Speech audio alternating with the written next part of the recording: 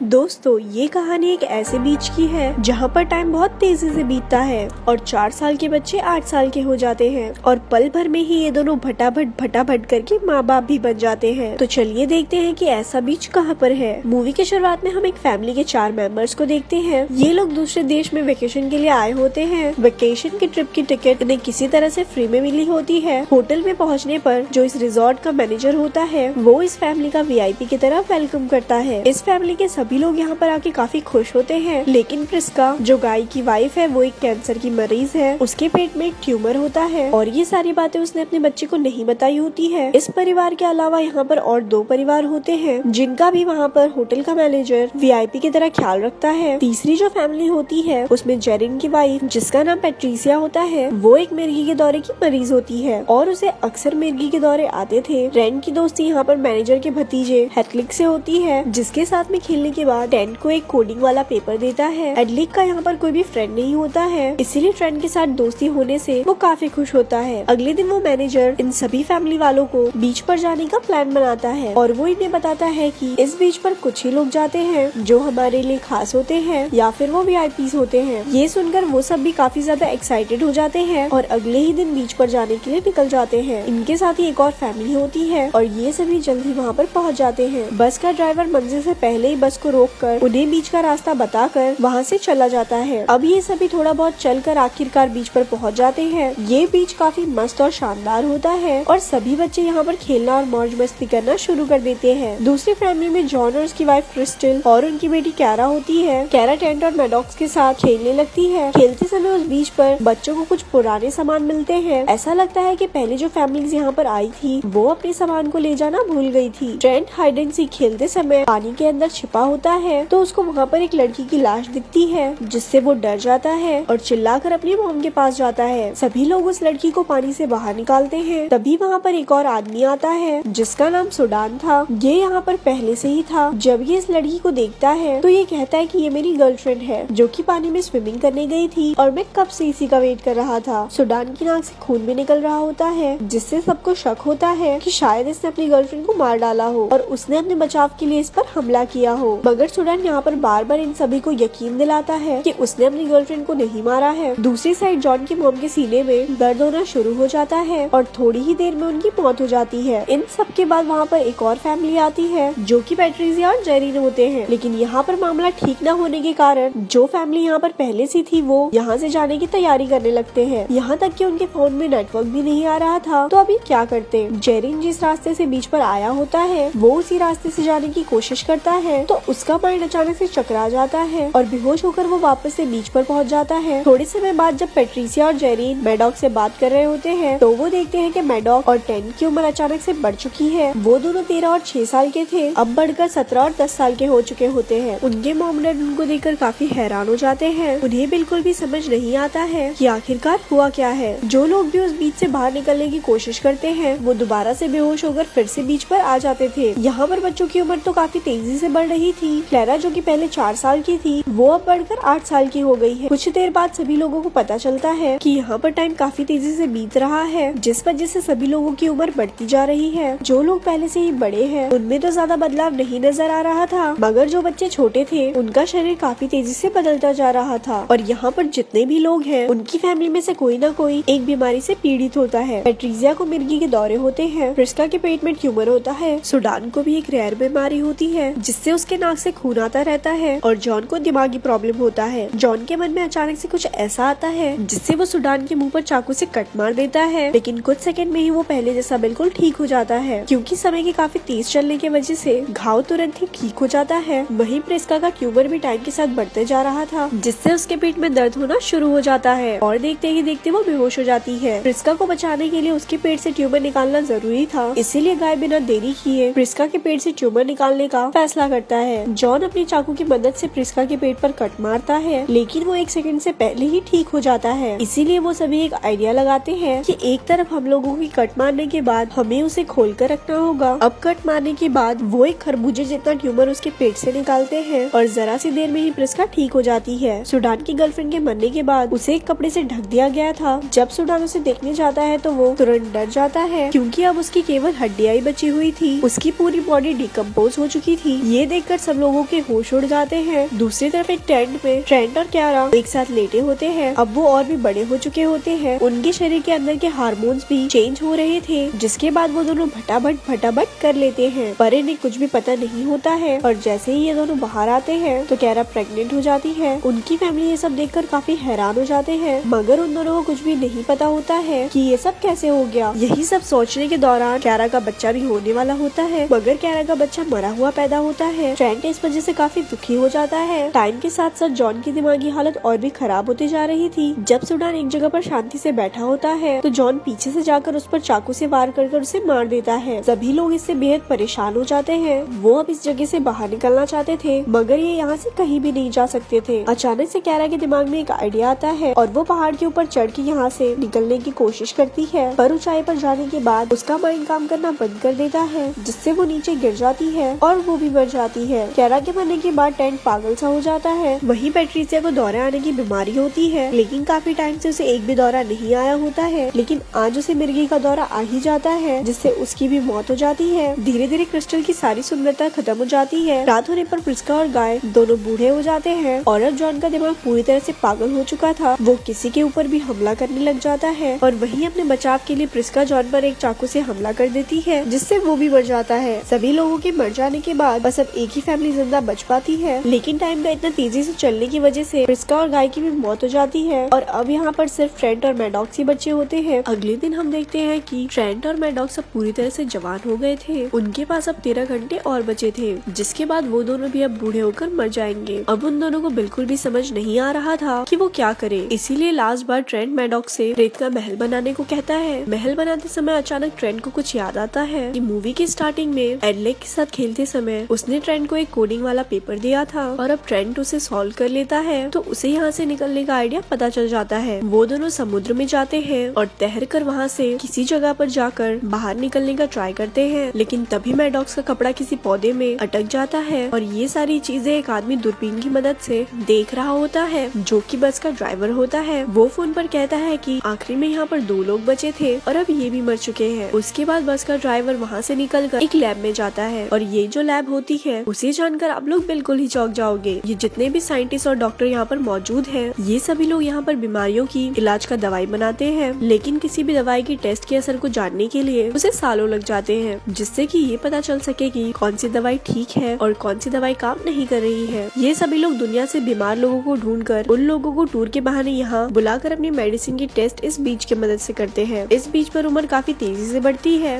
वो सभी लोग यहाँ पर अपनी मेडिसिन का उन पर ट्राई करते हैं। रिजॉर्ट का मैनेजर अगले दिन फिर से एक नए टूरिस्ट का वेलकम करने जाता है। तभी वहाँ पर मैडॉक्स और ट्रेंट आ जाते हैं, जिनको वो लोग मरा हुआ समझ रहे थे, वो असल में मरे नहीं होते हैं। वो दोनों लोग उस समुद्र से बचकर बाहर निकल जाते हैं और सभी लोगों के सामने आकर मैनेजर की पोल खोल देते हैं। ट्रेंट और मैडॉक्स वहाँ पर सभी लोगों को बता देते हैं कि यहाँ पर क्या होता है। सिर्फ एक ही दिन में 6 साल का बच्चा एक जवान आदमी में कैसे बन गया। अब आखिरकार ये दोनों भाई बहन बच जाते हैं और यहीं पर इस मूवी का एंड हो जाता है। ऐसी ही और स्टोरी सुनने के लिए हमारे पेज को लाइक करें। धन्यवाद।